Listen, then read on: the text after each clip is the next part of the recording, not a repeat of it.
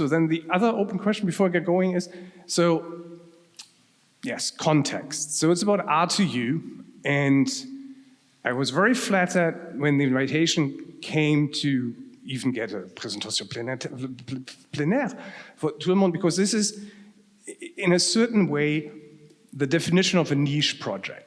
Because I'm talking to you about R, okay, that's a given because we're at Rencontres R, we're all doing R.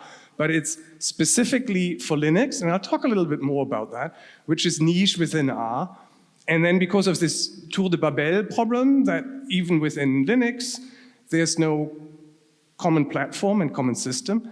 It's one particular distribution. So in that sense, if I talk to 100, 150 people, am I talking to 3 potential customers? Super niche. Now, really the only goal that I have today is to convince you that even if you think now that it's niche, it's actually not. And that's what we're going to spend 30 minutes talking about. And for that, I could show demos, but as you've already seen, I'm certainly not a Mac hat. I'm certainly not a Mac hat with French keyboards and French displays. So if altogether we get a terminal out, I can either go to that machine or to my machine at home and then we see demos. I have the slides sort of set up to not require that, but I have the feeling we have a little bit of time at the end. It definitely, and without false modesty, it looks quite impressive. I mean, if ever you've worked on a Linux machine and had to install something from CRAN and it doesn't work or it takes forever and compiles, now it really just goes whoosh. It's good. It's really good, and I'd love to show that to you, but we'll see how it goes. Right-hand side is advancing? Yes. So, bit of setup and agenda. So what I really like to talk about is CRAN as our starting point, because as R users, we're super privileged and happy that we have a curated repository of high-quality packages where the quality is maintained. Sometimes we're a bit mad at them because they impose, of course, costs on us as package developers, but as users, it's really, really good. And the context here really is to take that and then embed it within the management of a system, which is part of why it's niche, but also part of why it can go a little further. And there's a particular wrinkle on top of that actually takes the technical aspects of system management again away, which makes it useful. And at that point, and that's sort of a bit of a selling point, is you actually get to run it wherever you run it, and they may not be your laptop, but it may be an AWS cloud machine that your lab uses, or it may be, continuous integration in the cloud platform. So, why bother? Well, as you can tell from my nervous pacing on stage, I happen to have been born as a somewhat impatient person, so I want packages to be available really quickly. There's even a bit of an engineering school. I have some bookmarks at home from some people, so one famous developer, a couple of other people whose tech blogs you may have seen. They often talk about fast feedback loops. I'm not the most gifted programmer, so every now and then we find out in a situation where we actually work by trial and error. We do something, and it's much nicer when the answers come back within seconds than within minutes. And that, for example, holds for continuous integration. So we want this stuff to be quick and come back quick, and it should just work and be easy to set up. It shouldn't throw us, any bad surprises. It offers an additional "it won't break" guarantee that others can't, and I come back to that with an example. And again, it should work on platforms that are reasonably widely used. And within that setup, as I said at the outset, it's a bit limiting because we're working in Linux, so we picked a distribution, we picked a particular one that I was familiar with, but in an abstract sense, what's behind what I'm presenting today could be done for Python or Julia, or has been done for different Linux flavors for R. So this integration, in a sense, is generic. I'm just showing you a particular realization. When I wrote the first version of these slides, or sort of slightly variant, that went before, I was talking at an ML meeting, so I had to defend R a little. as opposed to Python. Of course, that's a little redundant, but I left it here. But in the same context, we're talking R here, and we, of course, obviously are talking R here, so that doesn't need any extra explanation. And we're also here talking about DEB binaries, and just happens to be the case that that's what I've been doing the longest time before I even came to R. I've been working with and for Debian as a volunteer, as a developer since I was a grad student, so it's decades. So I'm just familiar with the process. I'm the person who builds the R binaries if you're on Ubuntu or derivative. So it was sort of in that realm that I had interest to also do packages. And with that, this is actually laughingly embarrassing, because this is literally the third time that I've tried to implement something like that, and it has taken 20 years. There were prior attempts. The very first one actually wasn't even started by me. Who knows Albrecht Gebhardt? He's a real R old-timer who I actually haven't met. He must be a bit older than I am. That's one. And he's in Spatial, and he's in Austria. And he wrote a Perl script in 2001, 2002, when CRAN was, I don't know, about 100 packages. And then a few of us had different iterations on working on top of that, not in Perl, of generating DEB binaries for various reasons that never fully succeeded. And then also, for us here, deployment is Linux. That does make sense. I just read the other day that even on Azure, Microsoft says that more than half of the cloud minutes that they're selling are actually Linux minutes and not Windows minutes. So, you know, Linux really is everywhere where you don't see it. Again, how I'm doing with the speed, and I'm talking too fast to you, and whenever something's unclear, just put your arms up and shout. So because I pretend to understand what you're saying in French, and I will respond. I may not hit your question, but if that's the case, just ask another question, and I'll try again. So why CRAN? Again, it's a bit redundant for us. It's just the best thing out there. I mean, there simply isn't another open source project with a curated set of packages that integrate and work so well together. Boost in C++ is a little niche, and now that more stuff arrives in the libraries, is pretty good because it's also peer-reviewed and solid, but CRAN's pretty awesome. They borrowed a few things from other systems. What I have as a second bullet point there is, I think, an engineering slogan they use at Google, where they have also massive code bases. And there they try to avoid this problem of versioning and lacking versions that whenever they check new code in company-wide, everything has to build with everything at that top, at that front end, in Git and SVN speak at the current commit at head. CRAN does the same, and I quite like that. In Debian, we have a similar thing that says, that's called rolling resolutions, and some other Linux distributions do that too. So you don't really work in watershed releases. Everything should just always at the front be workable, and that's pretty good. I mean, I've been using CRAN for 25 or so years since they started, and every now and then you pull a package down that's current, and something's broken. You may be the person who finds the rare bug, but it's rare.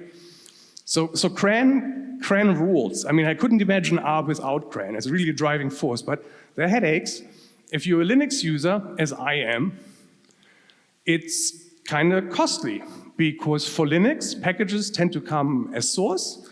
Source tends to imply compilation. I've done a little bit of work jointly with Iñaki Ucar from Madrid, and he had analyzed that once. So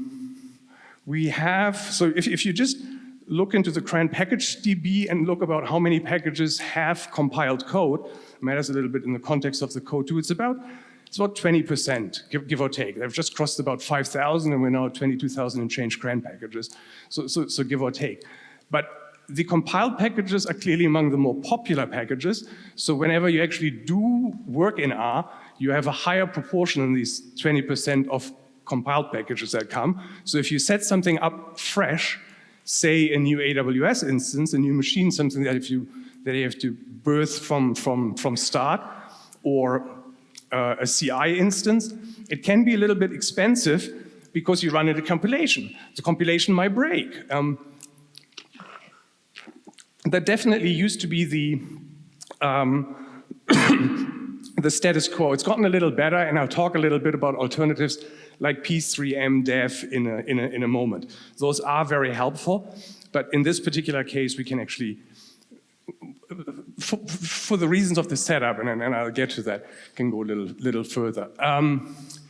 So why do I care about Linux distributions? Why do Linux distributions matter? Well, in a sort of really large sense, they're a bit like CRAN. They group things together.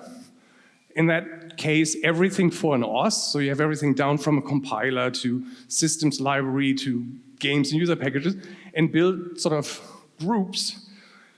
Everything in them, of course, works via dependencies. When something changes, things get bulk rebuilt so they remain working. Cohorts are produced, releases. And I tend to, it's not the most apt metaphor, but I tend to think about distributions in a vertical sense, and vertical for me is something like Debian, Ubuntu, Fedora, where sort of from the assembler, compiler, all the way down to UI polishing at the top, the whole stack is in the distribution. And then the distributions that are a bit more horizontal and across, and that to me is something like Brew or Conda, which takes a particular set and distributes it around different platforms. So here we're talking vertical, because it's, but Ubuntu, Linux.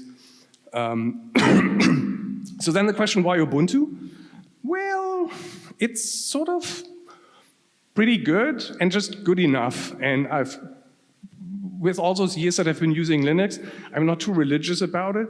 I've switched once from Debian to Ubuntu, and they're pretty much the same, so it doesn't sort of really matter. And it's sort of good enough, and it's kind of everywhere. It's the default at GitHub Actions. If you go to Google Colab, you have it. It's generally supported by other vendors. So, if you're into advanced computing, I was on the Torch tutorial this morning, we talked about MKL. So Intel gives you that compiled, and other things. NVIDIA gives you binary blobs, you get editors. It's pretty good, and it's sort of one of those open source commercial company hybrids. They have professional developers, so the design is pretty slick. It looks pretty, so it's a decent base. So then that's the distribution. That's why we work with distributions. That's the particular distribution that we work with. So what about package managers? And here I differentiate sort of between two types. Package managers in a distribution, which to me, again, was where I came from, where I worked first, is sort of the key one. Something like DNF for Fedora apps or DPKG for Debian. It's the thing that holds the entire system together and allows you, with administrator privileges, to add and remove things. And it takes care of everything. It knows which pieces belong together, have dependencies, and then brings those in. And that generally just works. And once you've worked with that a little bit, it's damn intoxicating, in fact. So when I used to, at one point in the past, have to work on Windows, and you don't quite have that on Windows. I mean, on Windows, you get the Windows operating systems, and then you start creating C:/opt, where you put your open source software by hand. It's a bit tedious. Mac OS almost got it. They hired the guy who wrote the then current version of apt, and word was they would create a distro, but they didn't. People stepped in and did brew and homebrew and those things, but they're not really fully integrated, so it's kind of good, but not fully. Windows now has something with NuGet. We as developers now have it. VS Package is actually pretty good. But sort of the key point that I'm trying to make here, and that's what the next section is about, that in a distro you can integrate further and farther than you can at an application level. The package managers that most of us have in common have seen is the one that R has, that we interact with install.packages. I mean, we all use install.packages because that's the power of R and CRAN. There's 20,000 plus packages. There's many more on GitHub that we can install. So everybody uses install packages. Now, who uses update.packages regularly? Or the equivalent in GitHub, say, in our studio saying update my packages? Just quick show of hands. Do you update regularly, or do you just bring them in and then freeze them because you're afraid of breakage? I was always afraid of that. See, I am really crazy because I do that daily. Because I believe in the work that the distro does, haven't been bitten, and I believe in the work that CRAN does. I literally run update.packages every day on my main R machine because I like getting the new software. And I've discussed that with some friends, and a friend in Chicago once said to me, no, the way you do this is you go to the Apple store, you get a Mac, and then you don't touch it till it breaks 8 years later, because then your software stack doesn't break. And fundamentally, I try to get to a very, very different point. But I can see how a lot of people arrive at these throwing arms up in the air situation where they don't want to upgrade because they've been burned, and then unwinding that can be bad. So, but then again, I've been very biased there because I got infested with this open source bug by contributing to a distribution where we were putting all of these things together so that they fit with the package manager to which we could also supply the application packages. We had put a bunch of CRAN packages into Debian, now also in Ubuntu. It's been a while since I last counted it. It's maybe 1,200 or so. I'm not entirely satisfied with how it's being done because they're lagging a little, because it's not automated, they're not always refreshed when the CRAN releases refresh. But that's basically where I started. Sort of as a Debian developer, the first thing I ever packaged was, I think, r2u, because ODBC drivers are a pain to work with, and I put that in the distro. Not that really took pain away. So then the second paragraph here talks a little briefly about what I'd mentioned. One of the most recent ones is CDU4R by Michael Rutter from Penn State, with whom I work, and he looked after a bunch of packages that he builds at Launchpad, which is sort of a building facility from Ubuntu. And he now got soaked up into assistant deanship and administrative work. So this one's a bit sort of phased out, and we focus more on r2u now, so I've taken that over from him. But he had about 6,000 packages there, and quite a few of us used that for CI. Anybody a past user of Michael Rutter's PPA in CDU4R? Does it ring a bell with anyone? It's a bit esoteric, but that's the closest predecessor to r2u, apart from some of the historical ones. And Iñaki and I have a paper that we put together and earned a really quick desk rejection with, the way it sometimes goes, that has a little bit on the historic context. And he has done what I'm doing here for Fedora, and Detlef Steuer, who's also an R old-timer in Hamburg, has done the same for OpenSUSE, because they also have a build facility that takes care of the CPU cycles. So what's r2u then? Basically, it sort of generalizes what we had done in artisanal fashion with a couple of individual CRAN packages in order to avoid name clashes in a distro. That's actually really funny. We eventually settled on a convention that every package from CRAN should be titled r-CRAN- name of the package, and then by convention all lowercase, because the distro is all lowercase, which I didn't stick with. So when we packaged Brian Ripley's boot package for Ubuntu, we called it boot. So it got a bazillion bug reports when people had difficulties booting their machine and filed a bug report against boot. So at some point I should clean that up and rename the package. Anyway. And I'll show a little bit later a slide, sort of what's in a package. But in essence, an RPM and a deb is two Russian dolls nested. There's an inner tarball that has a binary package, and there's an outer archive around it with meta information and potentially scripts. So for some cases, they do real work. The thing that once blew me away in the 90s was that when you upgraded the PostgreSQL database in Debian, it would just take an entire snapshot of your system, dump it out, get the new version ready, and offer you to get the new one in. So you can put additional code in that does things. You don't have to. And the big thing really is that the package meta information takes care of the dependencies because it can, because we're in the space of one particular distribution and we know exactly what the particular packages are called. There's no question whether it's called libxml2 or the XML-library or sort of something like that. It's known, given, resolvable, and that's what it does. And I have a bit more info there, and I did that at first. Sort of, it was really a bit of an experiment at first, and that was, I think, 3 years ago when Focal was phasing out, sort of 2004, then I added 2204, and since 2404, so I'm currently covering the 3 main long-term service, long-term supply, long-term service, I think. LTS release is sort of the main ones where they say, you know, these are stable, and we're long-term support, S for support. And more recently, because we can, now at GitHub added ARM64 support.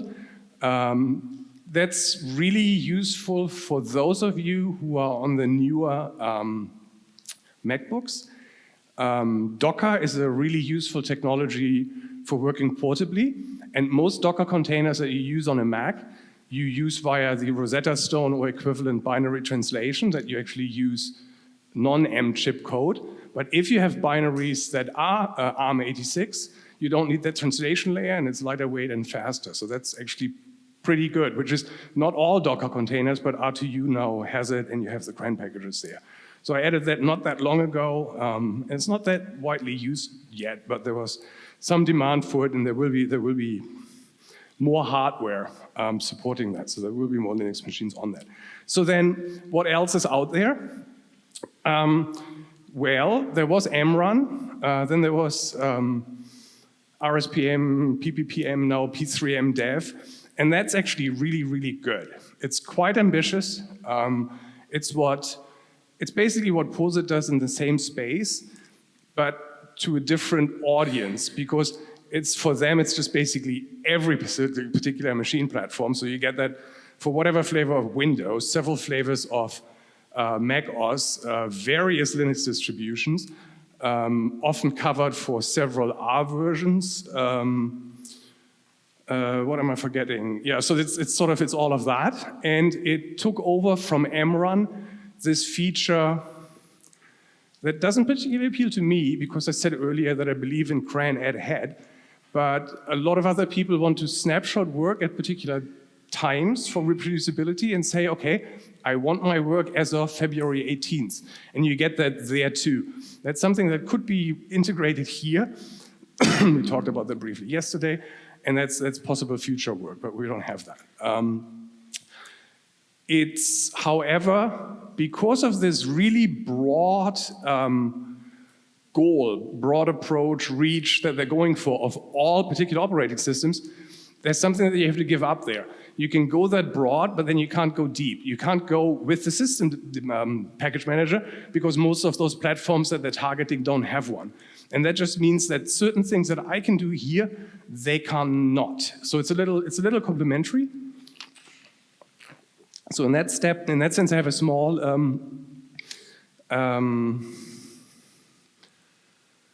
leap up on them. And oh yeah, the second book. So, and one thing that's a little weird, a bit frustrating, is it will have every package for you on the platform that you select for whatever R version, but it doesn't actually guarantee you a binary. Every now and then you actually just get the source and have to have the binary, and that's entirely random. Maybe sometimes get backfilled, but you know, what did I have the other day? I think there was a new release of MLPack. It's a large C++ library that I minorly contribute to, and that came out a couple of days ago, and when I was updating that for r2u, for one of the 3 LTSs, I got a binary, and for the other 2, I got source, and then I had to spend the half hour building them myself. So that's sort of a bit weird, and I'm not quite sure if people have really I presume someone must have run into that. I don't hear too much noise about it because you rely on it in CI. You expect binaries to get, and then every now and then you're still stuck with the need to compile. So that's a bit weird. It helps where it can with system dependencies in the sense that you can access per package and then for your OS declarations that will help you to tell you, you should also install this or that along with it. So in the case of a database package, it will tell you, oh, you're running it on operating system XYZ, issue this command to get the database libraries, which is sort of a decent, minimally viable, but I find not sufficient solution. And I'll show you where it falls short in a couple of minutes. It works well enough for ephemeral systems that you just set up for one debug job or one compute job or at CI, because they get brought in, they work at that instant in time, and whether they would work after upgrades or not doesn't really matter. And I'll talk a little bit about more where it falls short in just a second. It's sort of a bit of a corner case. So once again, what it offers is actually, it's really good. I'm glad it's there in the breadth that it supports, but we can go a little bit further here. So r2u is now about 3 years old, and I think I had the opportunity to, what did I do? I think I talked 4 times, once every month at the very beginning, and then I talked once again a year later or so. And that was the last time. And that was when I was trying to emphasize this aspect that you can actually rely on it for production, because it won't break you. And I thought that's a relatively strong statement, so I should back that up. So with this slide, the next slide, I have a worked example, and I have baby Docker containers in a repo. That's sort of a live example that bit me once, twice, 5 times, because the example that I use are packages of mine. And it very clearly shows the the general principle. So the setup here is that suppose it was a couple of years ago, or suppose it's today, and we work on a system that wants to start on Ubuntu Focal 2004, and if on Focal you say, get me these and those packages, and you include RCPP GSL. Now, RCPP GSL was something that we once did at a trial balloon when RCPP was very young, and it extends RCPP support to the vector types of the GNU scientific library. It's just a different. So you need the GSL because the way we build packages is Linux style with shared libraries. We don't embed the entire GSL or the parts that we need statically. So you will bring in, when it installs that, the version that was then current under Focal for GSL, and that's GSL 2.3. Now suppose we're doing this experiment in a time machine, and you have this system up long enough till the next Ubuntu comes around 2 years later, you upgrade your Ubuntu, and your system, in rolling up all the packages that you have installed, will say, oh, this user is into science, into numbers, into vectors, he has the GSL installed, let me replace his now outdated version of the GSL, version 2.3, with the current version of the GSL, which at the time was 2.7. I happen to maintain that for Debian 2, and there used to be way more updates in the past. Now it's relatively stale, so that's why I had to get this example from 20 to 22 in there. What happens then is that the system package manager knows that on your system level, it knew something uses GSL, so it replaces the what was current shared library with the now current shared library. But these shared libraries have major minor versions built in, so if you happen to have an R package that you build from source yourself, and I'm author of one of those there's a random number generator helper package that I once wrote, and I want to do some analytics with it, and comparison of the generators, of the same algorithm of the generator into some implementation. So there is one in the GSL, I put it in. So RCPP Ziggurat has a hard dependency on RCPP GSL. And if you update your Ubuntu system from 20 to 22, Ziggurat breaks because it has a shared library which is sort of a soft live dependency that the system resolves. It was compiled against 2.3, you now have 2.7, and you're dead. It doesn't load anymore. And that sort of breaks production. And that it breaks production because your application package managers that brought your RCPP Ziggurat on Linux from source, compiles it, is not integrated with the system one that updates the GSL libraries. Enter r2u, where package and system are integrated, and if I do the same, start with ASPP GSL, have cigarette update, then one of two things can happen depending on how the binary cigarette package got built. Either it got built against the new one, so it replaces the client, or if that, for whatever reason, you don't update it or hold that, then it would just keep the GSL 2.3 along with the 2.7. Your shared library implementation remains, and what you had depending on it will continue to exist.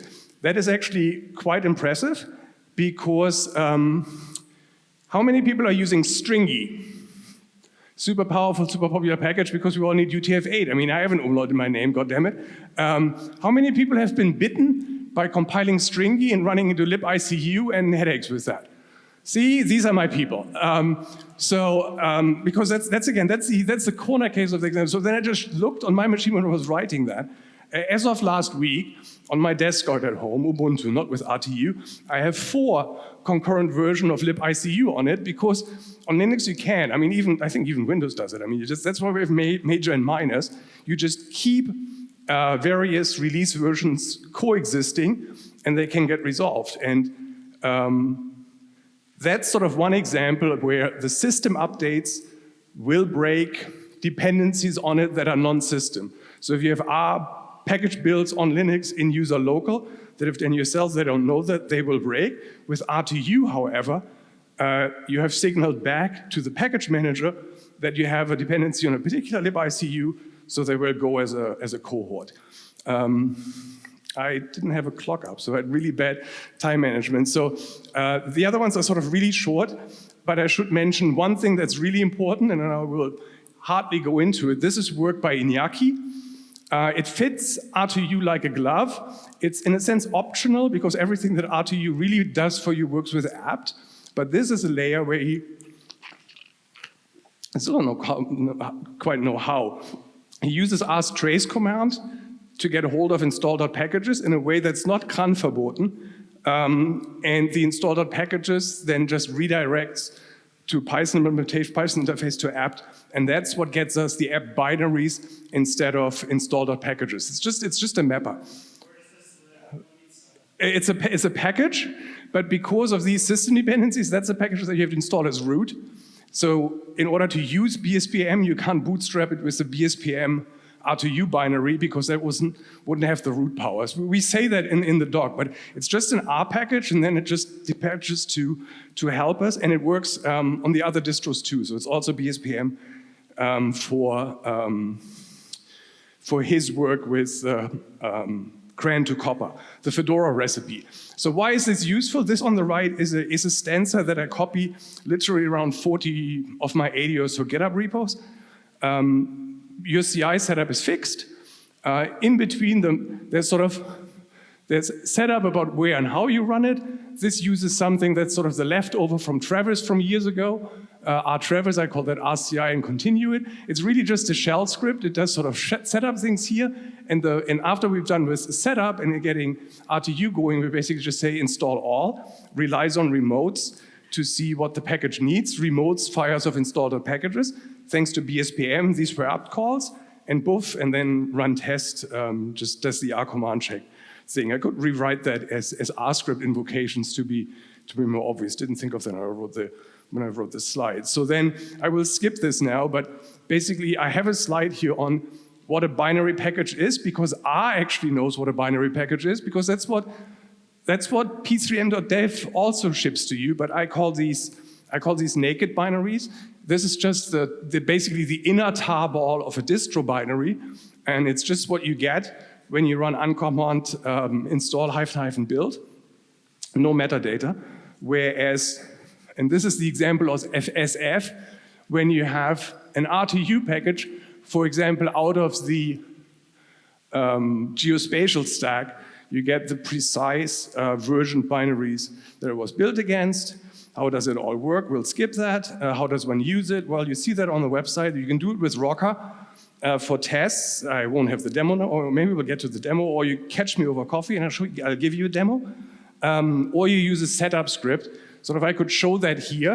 You can literally start with the Docker container for Ubuntu. Those ones are really skinny. There's nothing on it. There's no R on it, no Python. So that one will take maybe a minute to run this 5 install scripts and bring some Python stuff from BSPM or whatever, and then you have that, and then it's there, and then you have it. It's literally just, it's 5 commands or a short shell script. It just works, and bit blown away by how well it works. This clearly was one day where a machine, some of you was misconfigured, but we're now north of 42 million packages shipped. I'm shipping about 500,000 a week, which is sort of really cool. This is about what we've done here, and I have no idea what I just talked about and no time to think about it. And then the other thing that's helpful, because when I was, for example, in Christoph's tutorial this morning, we were making use of Pack to also get builds of GitHub. If you've taken advantage of Jeroen's extraordinary build service that is r/Universe, he also builds Ubuntu binaries. And what this slide shows is, those are what I call the naked binaries. They're just there, no metadata. But in the r2u context, it still sort of just works. For the ML talk, I just took a Rust-based package, 2 Rust-based packages, and just said, yep, install me those, and then it came in 23 seconds. And yeah, I have a couple of GIF movies. These links are live in the slides. You saw in the beginning of the slides, it's at my own website, and that's just it. A couple of people to thank too, and sorry for the time management. And again, they were very kind and offered me a chance to ruin the entire conference by starting off really, really badly, but now you've seen me. I'll be here till Friday, so if you want to see this live, I'm actually running r2u on the laptop that we didn't quite get connected to the visuals, and I can show it to you in Rocker if you're curious, so just corner me somewhere and we'll chat. And with that, thank you very much.